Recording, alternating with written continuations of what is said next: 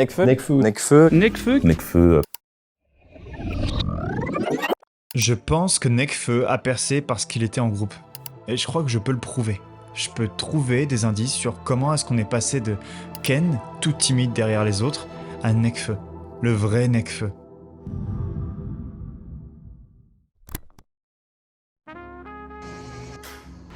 Quand je fais mon TEDx, mes différentes masterclass à travers la région ou quand je donne cours, j'ai presque aucun moyen de faire passer des histoires annexes. Des histoires courtes qui m'inspirent à faire ce que je fais aujourd'hui mais qui n'ont pas vraiment leur place nulle part dans mes formats classiques. Nulle part, sauf peut-être ici. On reste en groupe. C'est la réponse à la question que je posais au début. On fait tout pour tout faire en groupe. En vrai, la réponse est assez simple. Mais quand on reste en groupe, en réalité, on a deux choix. Soit on subit la pression du groupe, et on fait des trucs qu'on regrettera et qu'on n'aurait jamais fait sans être mal entouré, soit on partage la même vision. Et on fait absolument tout pour faire percer les autres. Exactement comme on va le voir aujourd'hui. La plupart des gens de mon âge ont connu Nekfeu de deux façons différentes. La première avec On Verra, un son diffusé dans une soirée qui était pas si bien que ça, mais au moins on pouvait faire semblant de s'amuser sur une musique entraînante. D'ailleurs un détail, mais la musique s'appelle bien On Verra et pas Je Verrai, on en parle tout à l'heure. Le deuxième c'est avec les Rap Contenders.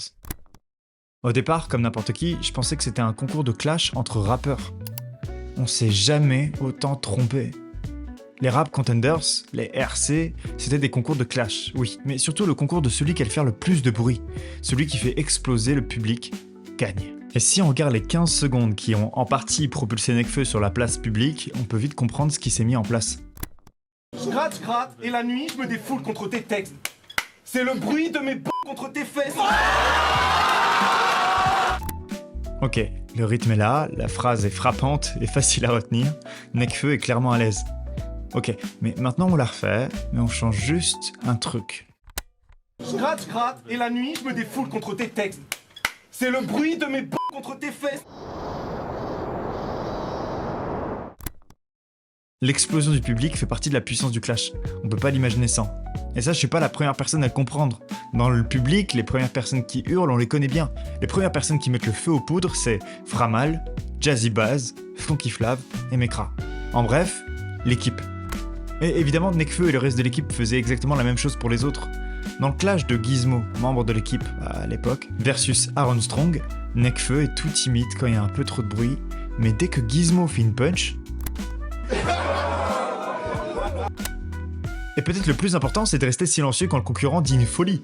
Sauf que c'est aussi le plus dur, surtout pour Alpha One. Là, on peut voir qu'Alpha rigole activement, croise le regard de son équipe, passe par une phase de regret et arrête instantanément de donner de la force. Pour rappel, on rigole jamais autant à une blague qu'on a déjà entendue plusieurs fois. Là, ils sont en équipe, écrivent et s'entraînent ensemble. Ils connaissent le texte par cœur, mais ils hurlent quand même au bon moment.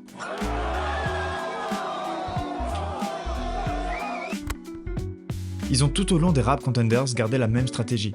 On essaie de faire rayonner le reste de l'équipe au maximum. Et cette stratégie, ils l'ont jamais perdue. Constamment, dès qu'un membre de l'équipe sort un album solo, pouf.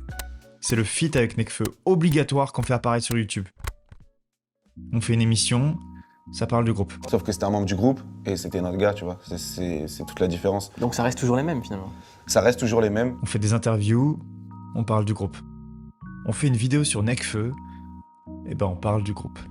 Bref, on fait rien sans penser aux autres, parce qu'on est rien sans les autres.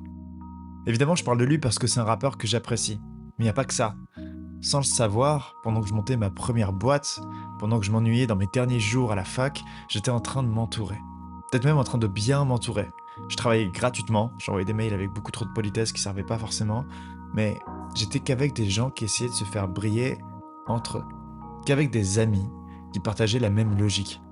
On fait briller les autres parce qu'on n'est rien sans les autres. Merci.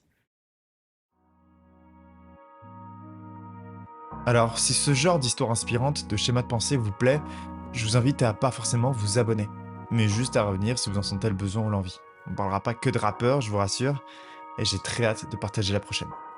Merci pour votre soutien, et prenez soin de vous. C'était Elias.